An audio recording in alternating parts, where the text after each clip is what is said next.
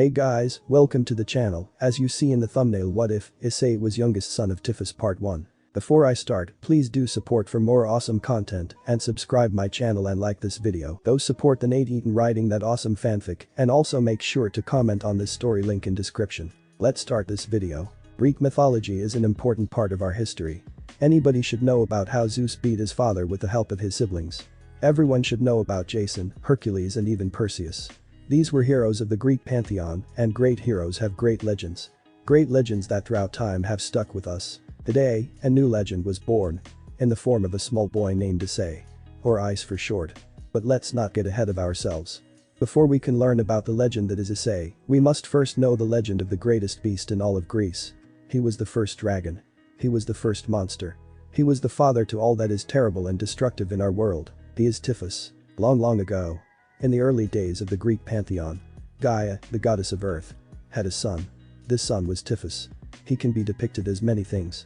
A serpent, a dragon, a great four-legged beast. It didn't matter what you believed Typhus looked like. Because Typhus would always take the shape of your greatest fear. When Zeus had beaten the Titans in the Great War, he had awoken a slumbering Typhus. He decided to just ignore the gods and Titans and continue to slumber. Some historians considered this to be the first strike against Zeus. Soon enough, Zeus and his siblings killed and imprisoned the Titans. However, Zeus had decided to imprison the Titans in Typhon's home. Enraged, the great beast awoke and roared the most atrocious roar ever heard by the pantheon of Greece. The roar had blown Zeus all the way to Mount Olympus. Typhos was so enraged by Zeus he had challenged the new king of Greece for his throne. Their battle had lasted a century. Typhus had almost won, if not for his own mother's betrayal who gave Zeus his signature lightning bolts. Zeus used his newfound weapons to defeat Typhon in such a manner that nothing remained of his body. Only his very soul. Deciding it not be enough, Zeus used all of his might to keep Typhus trapped in a gauntlet for all eternity. The gauntlet was known as the Monster Sphere and was trapped in the darkest dungeon in Greece. The dungeon was so deep and dark not even Apollo with the power of the sun could light his way through the dungeon. Some had tried to reach Typhus, the fools believed they could control his power. Typhos, however, was still conscious while in the Monster Sphere. He had roared in silence. Only those who had ever touched the gear itself heard the enraged cries of the father of all monsters. They had gone mad by just the slightest touch of the gear. The men who tried to control the awesome power that is Typhos went completely crazy. For many years, Typhos roared in silence.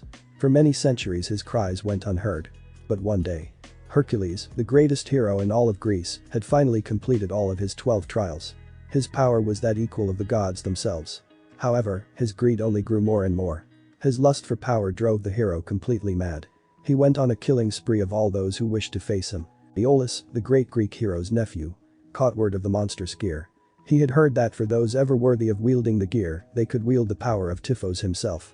Wanting to impress his uncle, Aeolus told Hercules of the monster gear. In his lust for power, Hercules sent himself immediately towards the prison of Typhos. Zeus quickly caught word of his son's journey to gain his rival's power. He feared that his son would soon overpower him and take Mount Olympus for himself. In a fit of rage and fear, Zeus took the monster gear from its prison and flung it towards the ocean. Eaton used his power of the sea to send it to an uninhabited island of the coast of Asia. For nearly 10 years, Hercules searched the dungeon in hopes to find the ultimate power. Power to overpower the entire Greek pantheon by himself. For 10 years Hercules searched high and low, in complete darkness for the monster gear. Only to find nothing but an empty pedestal. Finding his way back, Hercules confronted his father in his rage. He accused his father of taking what was rightfully his. He cursed Zeus for taking the monster gear from him. He cursed Zeus, telling him he would search for eternity for the power of his father's rival. Even if he had to kill the ones he loved. Hercules threw away his title of hero and went on an indefinite search for the monster gear. Some say you can still see Hercules search the earth, the seas, and the very stars themselves for his prize of the monster gear. Zeus and Sadness sealed away the Pantheon and Mount Olympus for many centuries. The many mythical creatures and demigods were sealed away with them. To create almost a second earth of only those seen as myths to the human eye. This continued for many years. Until one day, the Pantheon convinced the king of the Olympians to let the walk among them. To expand their borders to the other pantheons in hopes of a mighty alliance. An alliance strong enough to hold themselves against whoever may wield the monster gear. Be it Hercules or another. Agreeing, Zeus let forth his pantheon to the world in secret. To create the mightiest force ever seen in all of the worlds, from any pantheon. Zeus grew confident with his army, and soon, the Greek pantheon lived a life of peace and prosperity. No entered and no one left Mount Olympus. Nothing new entered their borders for many years. Others than those of the alliance. Soon, the gods grew bored of their thrones. But that boredom wouldn't last long, not long at all. You may be wondering what came of the monster skier when Poseidon pushed it to the island. For many years Typhus stayed on the shore of the island.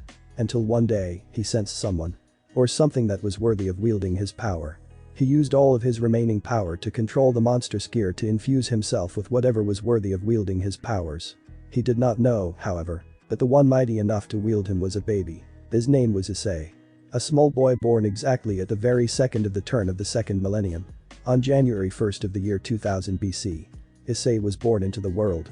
Unknowing of the mighty power within him. Muhaha. Hello, my host. You have been granted my immeasurable power by the father of all evil beasts Typhos. Typhos spoke to the barely even 1-minute-old boy. Typhos' response to in his words meancing entrance was a bunch of incoherent babbles. You are my first host, the one who can wield the most powerful of all Greek myths. How can a mere baby hold the power to wield me? Enraged, Typhos continues to rant curses to the Olympians in ancient Greek. Using the baby boy's eyes like his own, Typhos sees a white room with multiple people with masks and mysterious bright white lights. What sorcery is this? He questions to himself. His answers were more babbles from the baby boy, who started to clap in laughter, finding the very god of monsters absolutely hilarious. On the outside, in the hospital room, Issei looked to be doing what every child would do.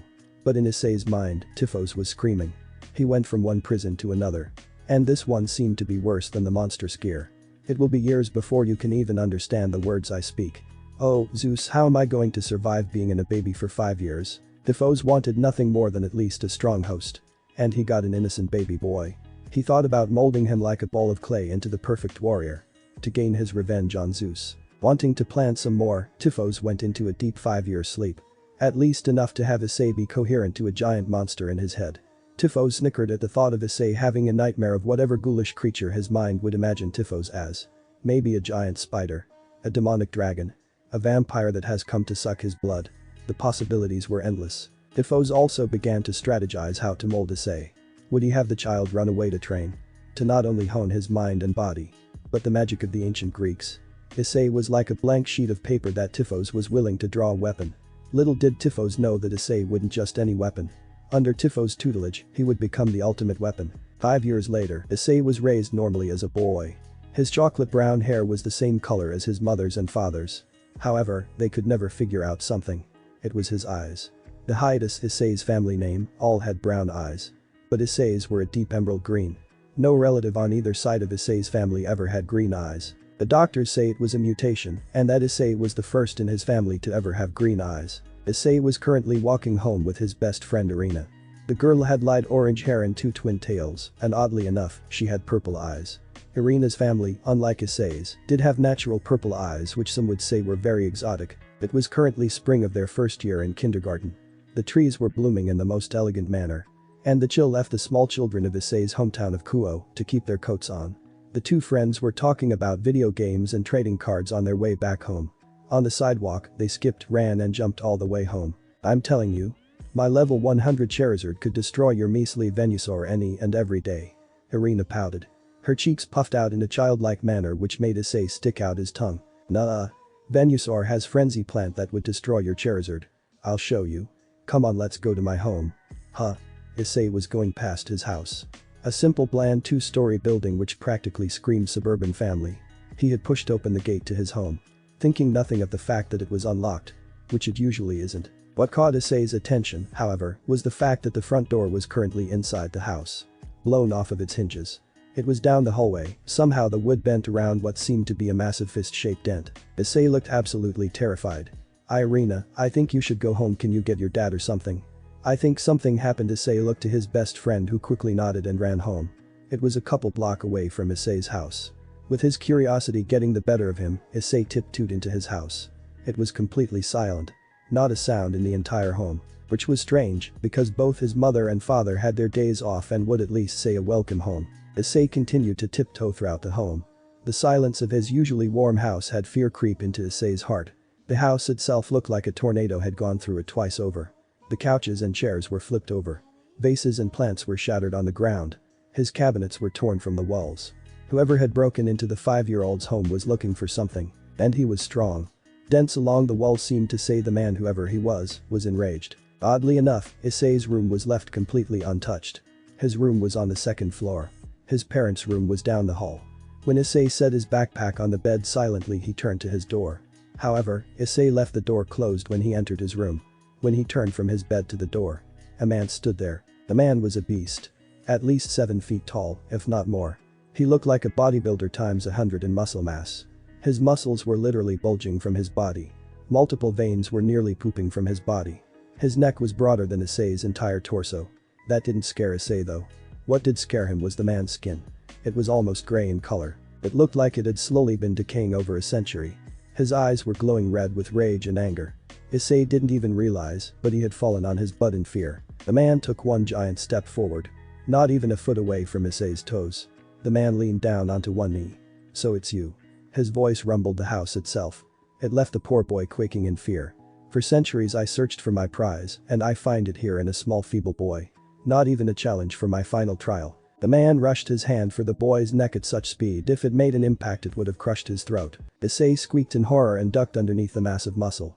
He ran towards his parents' room. "Help. Mom. Dad." Issei screamed. Unfortunately, it fell on deaf ears. Or to be more accurate, dead ears. Issei burst through his parents' room. The walls were white, with a tan ceiling and carpeted floor. The bed, king-size bed, was an odd red that stuck out from the rest of the white room. Thunderous footsteps were heard. Slowly but surely the dark-skinned man would soon claim Issei's life. Issei quickly jumped onto his parents' bed, trying to shake the two bodies that were staying eerily silent. Taking a closer look, Issei saw dark purple bruises around both of the two adults' necks. It was as if the man had choked them with only one hand. Their eyes stayed open and unmoving as their chests never rose. Issei gasped in horror and jumped off the bed, running backward until he hit the legs of the man. The man grabbed Issei with one hand by the throat. Pathetic, he sighed, reeling his arm back, about to punch the already choking boy to death. "And to think I spent centuries searching for a battle to find no battle at all." Issei let out one final screech of defiance to whoever this man no monster was. The monster merely chuckled as his fist was sent soaring to the 5-year-old's face, only to hit a shield of green energy. "Hercules," a voice said. To Issei, he nearly pissed his pants at the voice of what seemed to be another monster. Hercules, however, widened his eyes in shock and terror. A smile crept along his face. Typhus would finally accept him as his one and only host. "You dare touch my host, what kind of hero are you? You killed the poor boy's parents for Zeus' sake. You seem quite mistaken if you believe someone like you deserves my power. You are sorely mistaken." The shield quickly expanded and pushed the disgraced hero through the far wall. "Run, child. He will surely kill you if you do not run." The voice echoed in Issei's mind, who quickly nodded. "Who are you?" he screamed aloud, to which the voice sighed. "Run first. Questions later, child. But I am the one saving your life, now do as I say and run." Issei put both hands on his head at the volume that the god of monsters used inside the 5-year-old's head. Issei looked around to find a window that would let out to the street. "Jump. I shall protect you."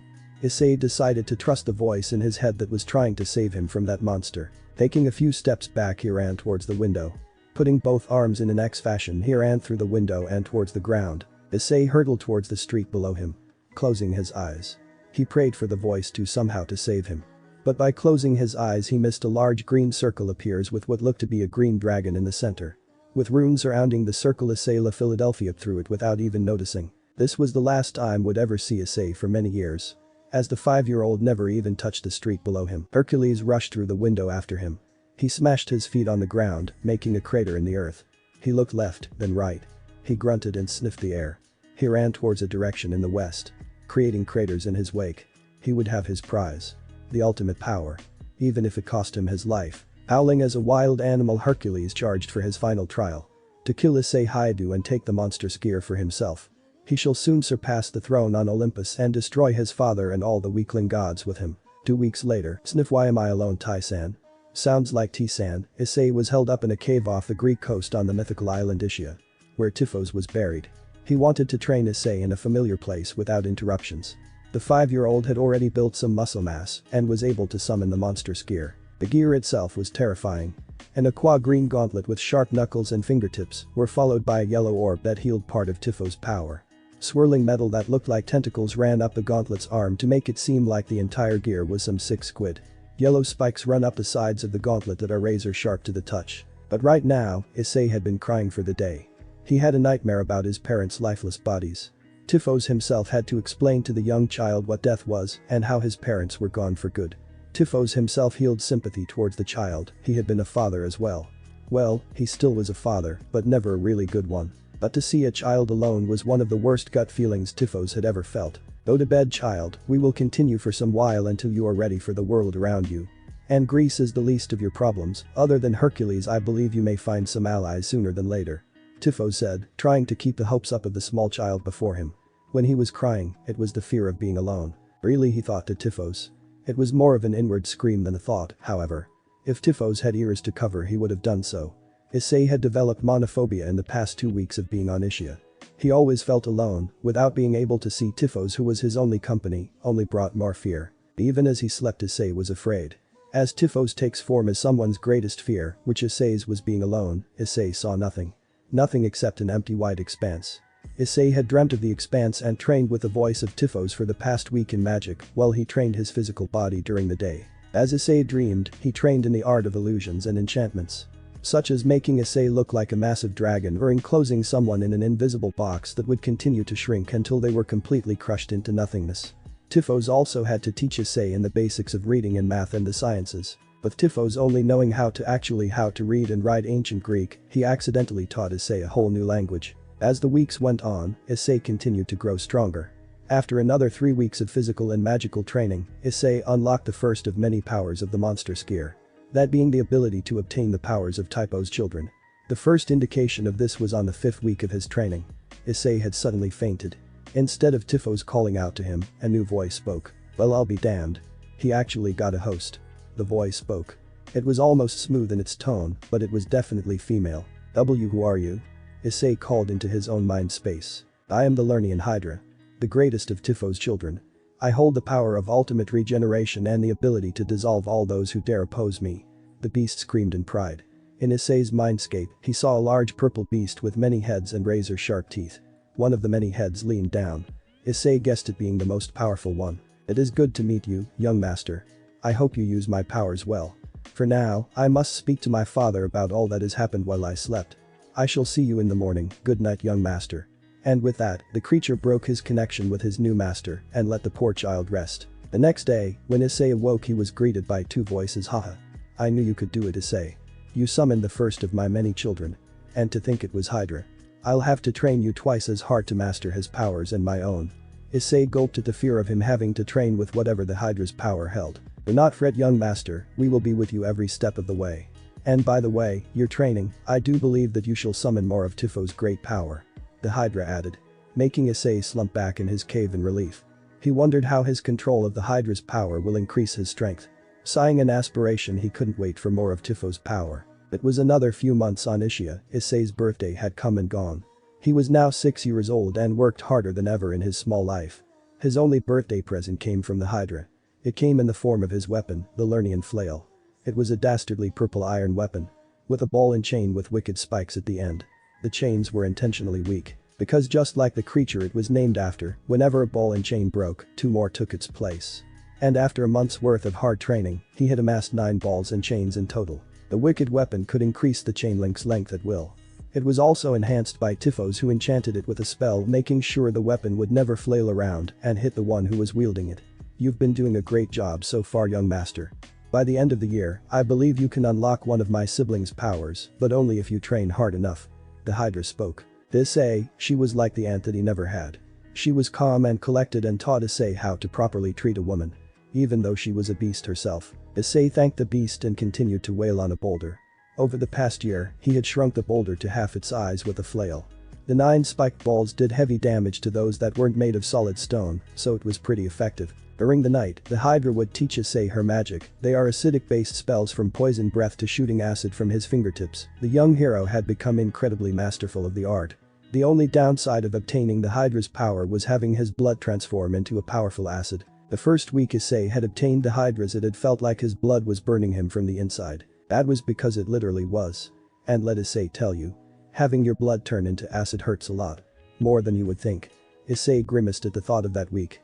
From burning tears to scrunching up in his cave and holding out the pain. And with the blood finally passing, his pain tolerance skyrocketed. The 6-year-old could probably pull out his teeth without flinching because of the pain that is his blood.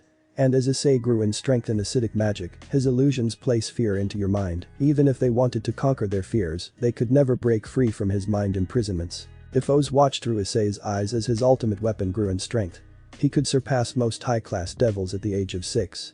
Issei surpassed Typhos' expectations by a long shot, and if he was this strong now, who knew what the future for Issei held. It's been another year for Issei on Ischia Island. He's seen no sign of any other sentient life on the islands. The only living creatures there was a slew of animals from Greek legends.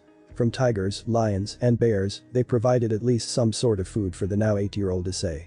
The animals also provided a challenge for Issei whenever they found his cave. But soon the animals of Ischia left the child alone, and some even ran in fear. You are getting soft with your training. You need a challenge other than bears and a boulder. A female voice spoke into the child's head. The Hydra, or as Issei now calls her Hai-sama, became much of an older sister figure to Issei. She taught him how to cook with acidic blood. Which for some odd reason tasted really good used in very, very small amounts. My daughter is right, Issei. Just after 3 years on this island and you have been proven to outmatch even the greatest beasts here. However, there is one final test for you here in my prison. A great beast still lives in my dungeon. Still believing my gauntlet is stuck down there. If you can strike her down, I do believe we can send you off to my next destination planned. Typhos spoke. The voice sounded incredibly intimidating to all those who would hear him other than Issei. Having grown up with the voice in his head, he found Typhos' voice one of the most relaxing things he could have heard. Really, does that mean I can escape the island if I beat him? Who is she?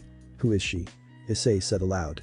With no sentient life on the island, no one could hear the 8-year-old and his excitement of escape. She is the beast of the sea. A horrific monster that can only be defeated by my power. It's ironic, is it not? Ino is her name. She would guard me only at twilight as she tried to seduce Poseidon. It was in that time Zeus flung me out of my prison. And she never knew that I was gone. Now go defeat Ino, the beast of the sea. Yes, Tai-sama. I'll destroy her. Then we can go and fight people. Ooh. I can't wait. Do you think I can beat Ino Hai-sama? I do believe you have a good chance of destroying her. With my father's illusions and my flail. But do not underestimate Ino. She can hold her own against Poseidon. Our best bet is to trick her before you crush her head. We shall watch that bitch burn in Tartarus. That's a little harsh, Hai-sama. Do you not like Ino? She guards my father for eternity. How can I not hate her? She uses illusions to mask herself as the White Lady, and it disgusts me. She should use fear as a tactic to destroy any intruders. She should not be some sort of seductress. The Hydra nearly screamed in Issei's head, making the boy crouch down with his hands over his ears. You said a daughter of mine. We can't let that bitch stand any longer. Issei, show the world that Typhos is back. Let that bitch be the first to see my power return to the mortal world. We shall take this world by storm. I have plans for you, Issei. Let it be known that on this day you will now become the son of Typhos.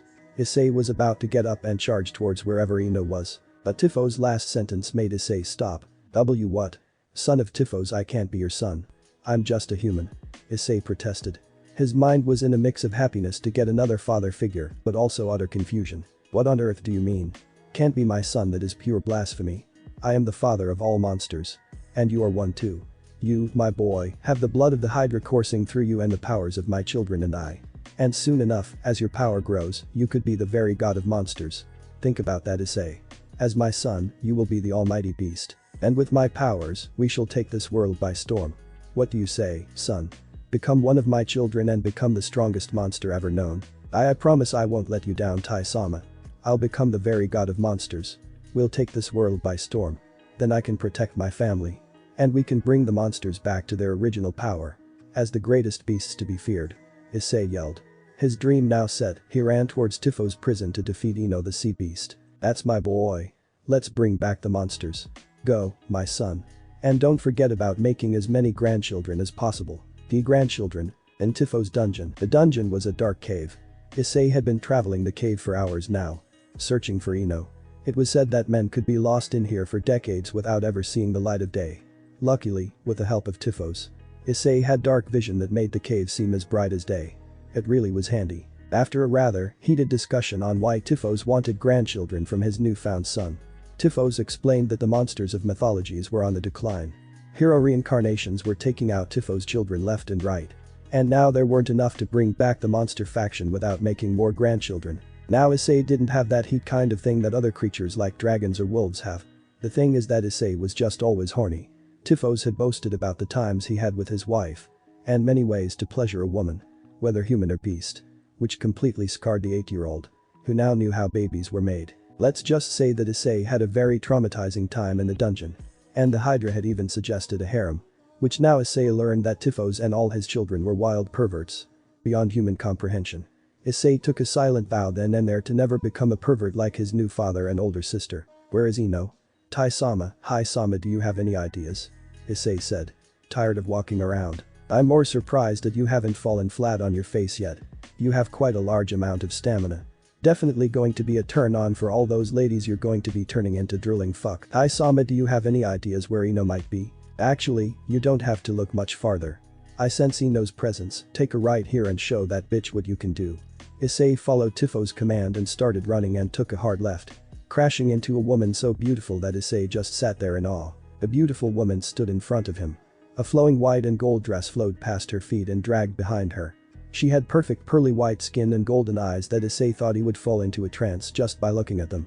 She had dark chestnut hair like Issei's and a crown of what just seemed to be pure light. In her hands was a single golden harp as she played through a song. Oh?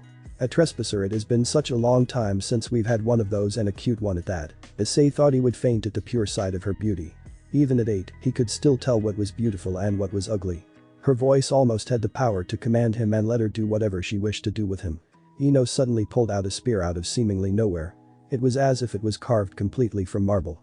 I'm sorry cutie, but you're going to have to die. I don't want to disappoint Poseidon. Run Issei.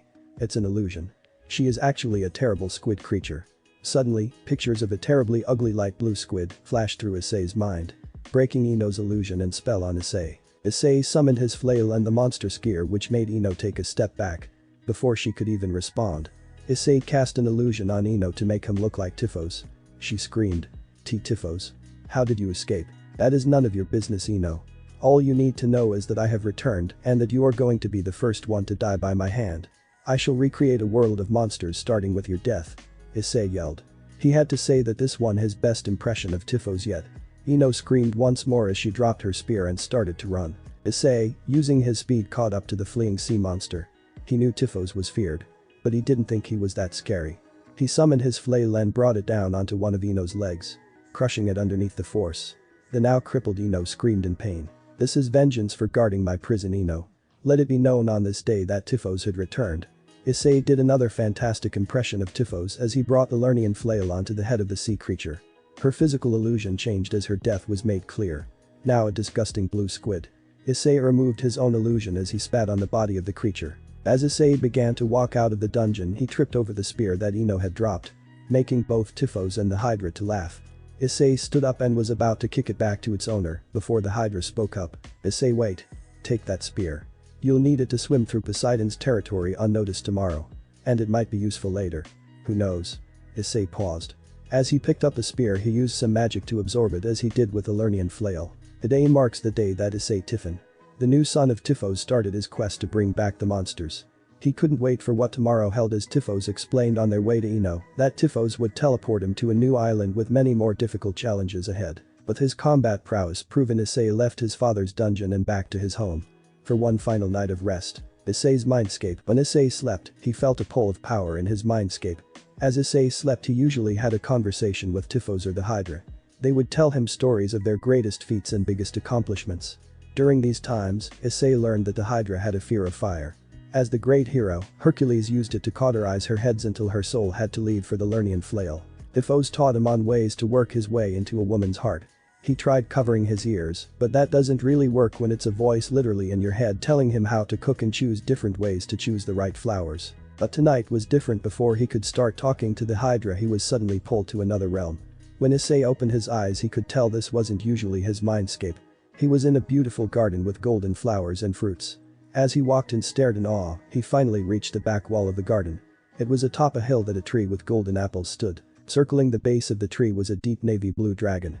Head swarmed the tree. With thin long necks and eyes that could remind someone of rubies, he stared in awe of the magnificent beast. Issei just stared at the creature as he slowly trudged his way up the hill. He guessed since his footsteps were the only sound in the entire garden, he had awoken the beast. By the time he had reached the base of the tree, all the heads were up and about, twirling around each other playfully. Excuse me? The 8-year-old started, which got the attention of all the heads, all of which had stopped and turned to the small boy. One of the heads leaned forward. It was the largest out of all of them, his head seemed too heavy for his neck and body to hold him. But as if it were magic his head held high in the air. Oh. Did father finally find a worthy host? This is magnificent. Excellent. Truly excellent. What is your name, boy? The beats howled. I say Typhon. I'm the son of Typhus, and I'm the one who is going to bring back the monster faction. The small boy said. Which got the dragon creature stand and spread his wings. They were absolutely massive. But instead of trying to fly away, the wings brought Issei into a large hug. Yes. Did father bring you into the family, huh? It is good to have a new baby brother to tease. I am Layton. The mightiest of all of Typhos' children. I am the 100-headed dragon. Guardian of the Garden of Hesperides. I shall grant you my power to bring back out faction. Now come, I have to speak with my father about your new training regiment. Layton screeched as he started to dote on his new brother. But High Sama said she was the mightiest of Typhos' children. Issei stammered from the hug of the 100-headed dragon. Who is this High Sama you speak of? She must clearly not who I am. Issei's new brother cried. She's the Lernian Hydra. I have her blood and everything. Issei said. Now free of Layton's clutches. The Hydra said that, did she? Layton did a motion that Issei would assume would be cracking his knuckles if he had regular fingers. Looks like I'll have to show her who is the most fearsome of Typhos' children. Typhos finished now, you best get up, baby brother. It looks like our father has brought you to your new training grounds. And it looks like you have some company. When Issei woke up, he expected a few things. Maybe he would be tied above a volcano or be surrounded by beasts. What he didn't expect was to be surrounded by beautiful women all holding notched arrows to his head. Fear-stricken, Issei sat up, which led the women to pull their arrows back and about to release. Wait. Issei nearly screamed. As he stood up with his hands in the air. Hold your fire. A voice spoke up. Issei looked to his savior to see a beautiful woman. She had sky blue hair cut short except for two extremely long and thin braids that went to her knees.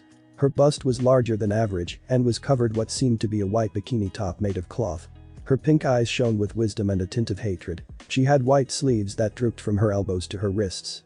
The sleeves were tied with a small golden string at the top of her elbows.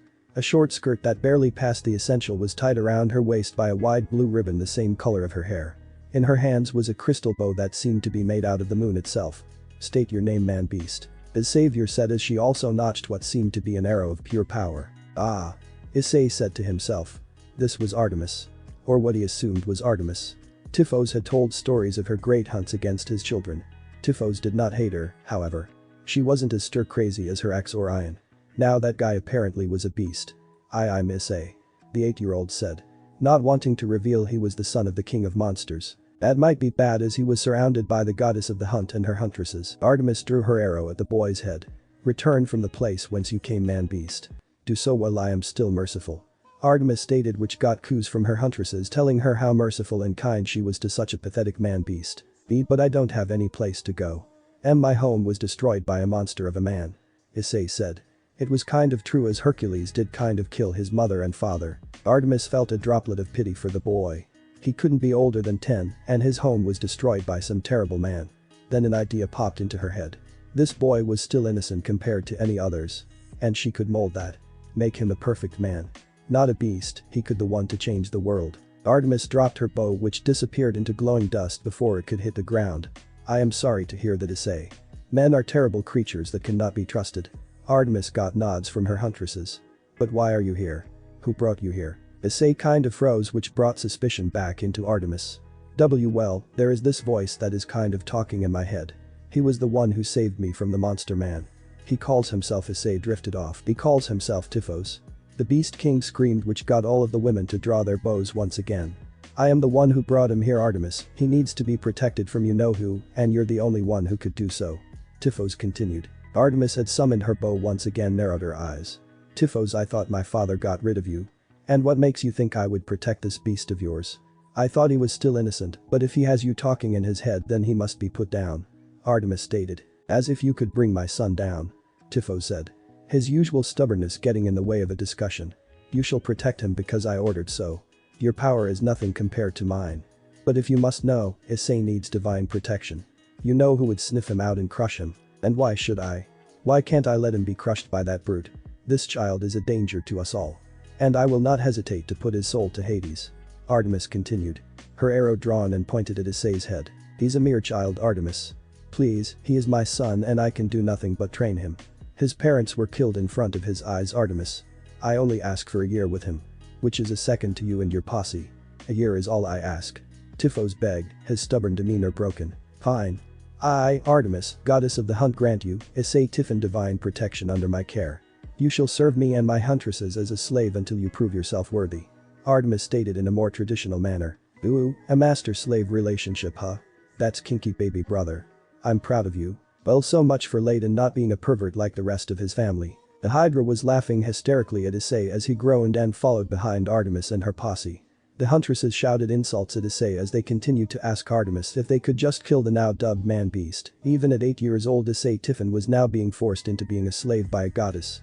What a life he's going to be living. You should have seen the look on your face when you woke up. Wahaha. The Hydra cried. It only took a couple more minutes before the group of females and their slave reached a large tree. Wider than any tree Issei had ever seen. At the base was a stone temple/castle that could only be described as massive. Artemis let her huntresses give Issei the tour. And his job schedule. He was going to be making arrows for them from 5 in the morning till 8. Then he would carry the arrows he made around with him in quivers as the women went on their daily hunt. He would then clean the entire castle top to bottom every day. And from the looks of it, that would last nearly an entire week, but the boy would be forced to do it, otherwise, he wouldn't be able to sleep. Speaking of sleep, he wasn't even given a bed. He would be sleeping in the stables for the year. To which Issei thanked them profusely, making the women confused. When he explained that he had slept in a cave for the past 3 years, the women decided he wasn't allowed to sleep in the stables as it was too much of a commodity and now would be forced to sleep on the dirt outside of the castle. He was to make his own blankets by tomorrow if he wanted to be warm. When asked what he was going to be eating, they handed him a bow and a single arrow and said to go hunt. Issei sighed, he was used to grueling training. But this was straight up bullying. 3 years ago he would be whining why the women were being so mean to him, but now he just went with him. Truly, his maturity was beyond his years. Issei decided that he was too tired to do anything but sleep. As Artemis's huntresses went off to sleep in whatever comfy beds they were given, Issei took one of the bottom steps of Artemis's temple and laid flat on his back. This is going to be such a pain. Thanks for watching this video. If you really enjoy this video, like, subscribe, and comment down below, and turn on that bell notification. Don't forget to support the Eaton for writing that awesome fanfic, and also make sure to comment on this story. See you in the next video. Goodbye.